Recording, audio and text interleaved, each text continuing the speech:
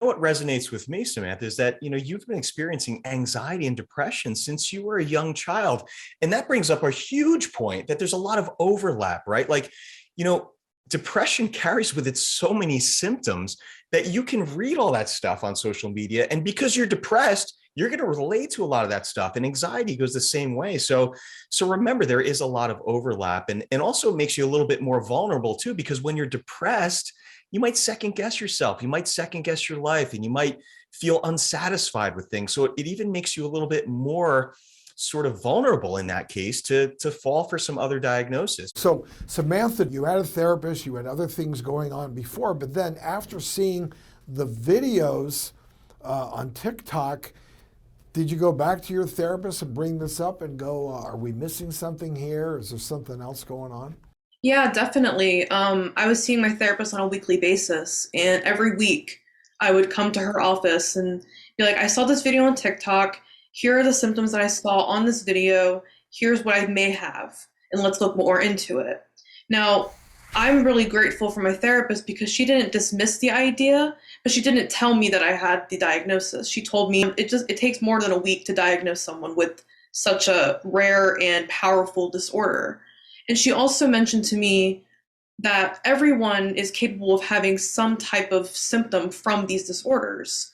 So we could be, borderline personality disorder, like we could have relationship issues, like in some of in some in some aspect, and everyone has it. Or for bipolar, we all have mood changes, bursts of energy, but it's not enough where it's mania, or it's really, it gets to a point where it's really severe. You seem to be doing quite well, Samantha, and we're so happy to see this. How were you able to pull yourself out of this?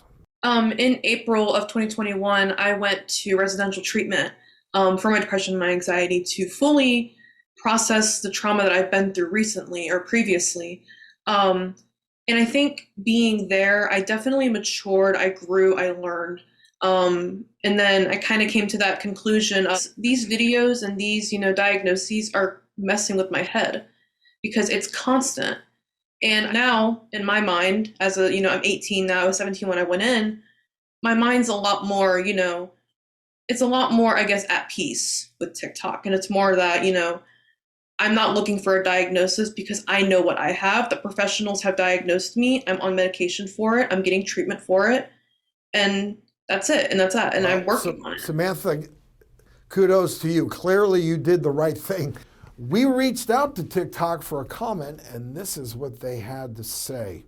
We care deeply about the well-being of our community, which is why we continue to invest in digital literacy education aimed at helping people evaluate and understand content they engage with online. We strongly encourage individuals to seek professional medical advice if they are in need of support.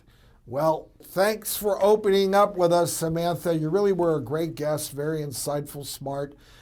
You did the right thing, and we are just so happy that you're doing well. And as always, Dr. Sportelli, good stuff. Always great to be with you, my friend.